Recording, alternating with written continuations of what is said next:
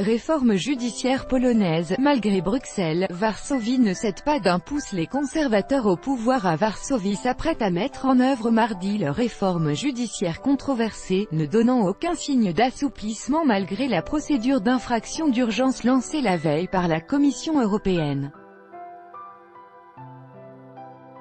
Des manifestations de soutien aux juges qui contestent cette réforme sont attendues mardi soir et mercredi matin autour du siège de la Cour suprême à Varsovie. La Commission européenne a envoyé lundi une lettre de mise en demeure, à laquelle la Pologne a un mois pour répondre, première étape d'une procédure qui peut aller in fine jusqu'à la Cour de justice de l'UE, CJUE, et à d'éventuelles sanctions financières. C'est ce mardi qu'entre en vigueur la réforme de la Cour suprême, qui permet d'envoyer à la retraite d'office plus d'un tiers des juges de la Cour, 27 sur 72, âgés de plus de 65 ans, ligne rouge, une ligne rouge à ne pas franchir, aux yeux de Bruxelles.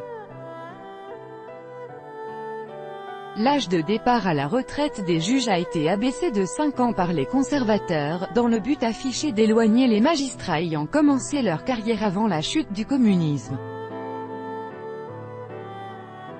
Le même jour, le président Andrzej Duda devrait signifier à la présidente de la Cour suprême, Małgorzata Gersdorf, elle aussi ayant atteint l'âge de la retraite, la date à laquelle elle devrait céder son poste.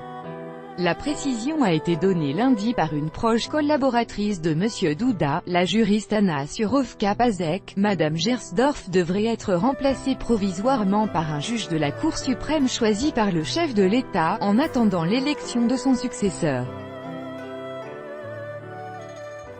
Or, Madame Gersdorf refuse de s'en aller, invoquant un passage de la Constitution qui fixe la durée de son mandat à 6 ans, ce qui situe son départ en 2020. Briser la caste des juges. Pour les conservateurs au pouvoir, la réforme de la Cour suprême fait partie d'un effort indispensable pour briser une caste de juges qu'ils considèrent corrompus et descendants de ses prédécesseurs communistes.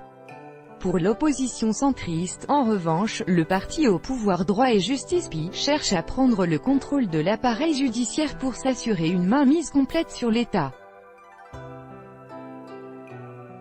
Elle accuse les conservateurs de violer un des principes fondamentaux de la démocratie, celui de séparation des pouvoirs, et de vouloir favoriser le choix des responsables clés de l'appareil judiciaire parmi les magistrats qui leur sont favorables.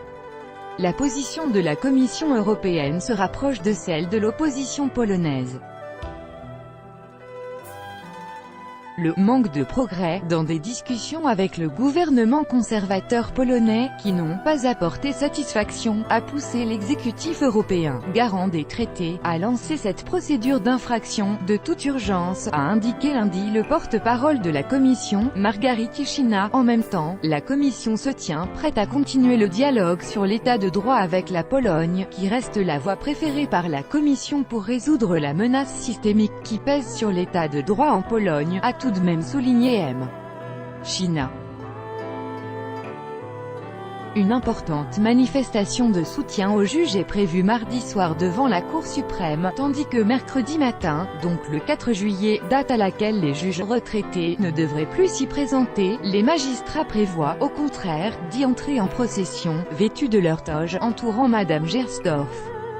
Tout droit de reproduction et de représentation réservé. Copyright 2018, Agence France Presse.